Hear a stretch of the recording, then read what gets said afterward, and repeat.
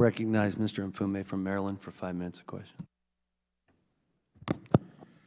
Thank you very much, Mr. Chairman. I want to thank you and the ranking member. I want to thank our witnesses who have endured us for the last couple of hours, and I certainly want to thank the members of this committee who continue to try to make sure that we stay within our own guidelines in terms of what we're approaching and how we are approaching it and what we, of course, hope to achieve. I've used this microphone and other occasions during this hearing to argue that we went through COVID in real time. Every day was different, every week was different, every month was different, and unfortunately every year was different. And so there was a constant building process with building blocks about what we knew and what we didn't know, what we should do, what we should never do, and we came through that better as a nation because of the science which so many of us relied on, and the data and the approach that the healthcare industry took, particularly doctors and physicians over and over again, while many of us were free of that exposure in that sense.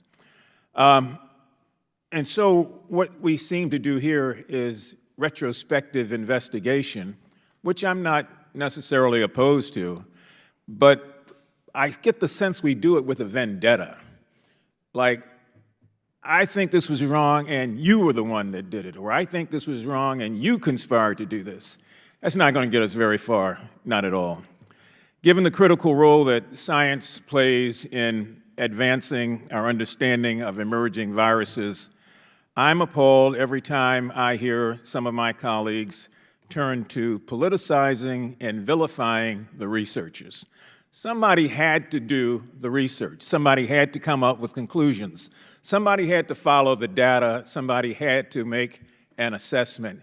And so it's a little strange to me that we will vilify the people who did that at the time when we needed them the most, because now we're operating in retrospective lens. We in this subcommittee, Mr. Chairman, have attacked physicians, we've attacked labor unions, we've attacked public health officials, we've attacked teachers, we've attacked healthcare workers, we've really attacked the CDC and the NIH. We've attacked, as we've heard today, Dr. Fauci, Dr. Collins, previously Dr. Walensky. We've attacked Joe Biden. We're in an attack mode instead of what I thought would be a real fact-finding mode about what do we do to get ready for the next novel virus, which could be set upon us at any time. And so in the 6 months that this committee has operated, I don't think that we've got an answer. I haven't seen what our steps are. If that's the case, how do we proceed? And if that is the case, we've got to rely on researchers and physicians all over again. And I think it poisons the water if we have already sort of predisposed who we think they are, why they are operating, what's wrong with them.